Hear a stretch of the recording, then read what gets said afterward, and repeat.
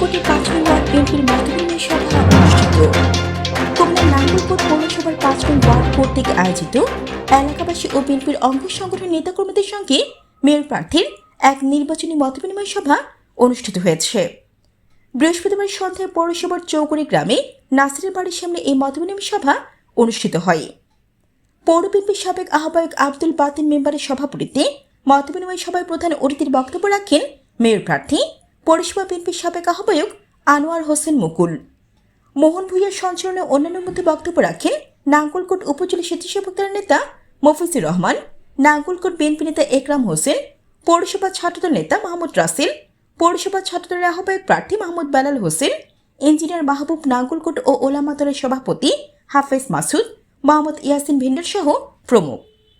সভায় সার্বিক তত্ত্বাবধানে ছিলেন কালাম, শহীদ, পেয়ার, কালু, শাহিন, মাসুদ, জাকির হোসেন বাদল, আশরাফুল আলম অপু, পৌরসভা ছাত্রনেতা ফায়েজ আহমদ প্রমুখ। Jannatul Afsana, N news 24 TV. সামনে মেয়র নির্বাচন, আমাদের কোনো প্রতীক নেই। আগে প্রতীক ছিল নৌকা, দানিশিস, নাঙ্গল, পাল্লা, বিভিন্ন মার্কা। আমাদের সরকার দায়িত্ব নেওয়ার পর কি করছে? স্থানীয় সরকার নির্বাচনের মার্কা তুলে দিচ্ছে। তাহলে তো সমস্যা নাই, ওপেন করে দিচ্ছে, যাই হোক ভাবতে হতে পারে।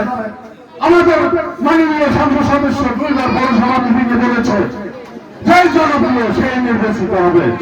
আর কোনো সমস্যা আছে? তারপরে দলের একটা সমর্থন থাকে। আমি এখান থেকে আমার বিএনপি সাবেক এমপি জনাব আলহাজ রেফুমিয়া, বর্তমানে আমাদের অভিভাবক আলহামদুলিল্লাহকে আপনারা বার্তা পৌঁছা দেবেন। নাঙ্গলকোটে সরকার জনপ্রিয় ব্যক্তি হল কিন্তু কমিশনার।